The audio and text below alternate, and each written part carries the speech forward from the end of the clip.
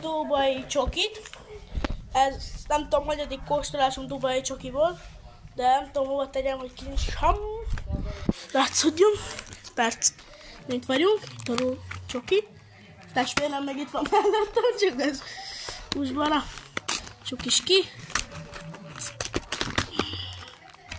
Hát 1600 forint, ez ilyen drága.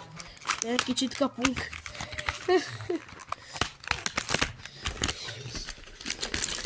Jó, ez nagyon kicsi.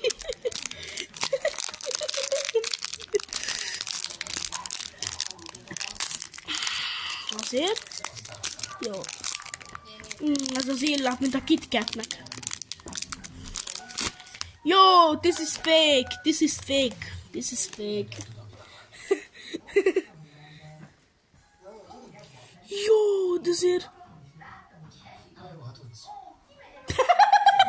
Kész egy kockát. Várjál. Mi ez te? KitKatet kaptunk. Ez KitKat.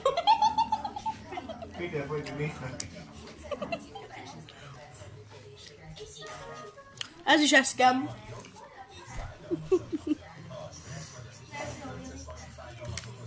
Hát jó, ez KitKat.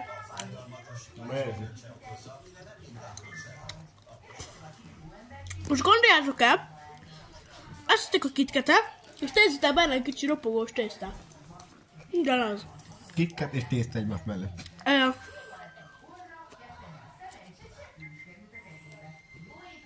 Ugye, mint a baszickinak.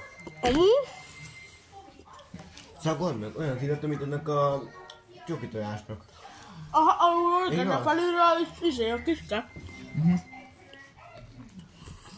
Ez az jó. Kicsit szkem? Jó. Véleményem, 1600 forintért.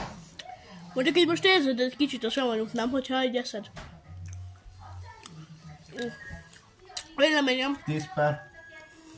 10 per 5. Mert 1600 forintért veszel egy... 1000... Előtte mennyi? 10 per... Jó. 500 forintért veszel egy KitKatet, aztán ilyen szart veszel 1600-ért.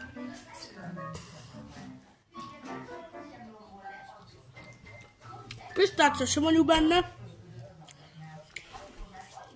Meg KitKat. Ennyi.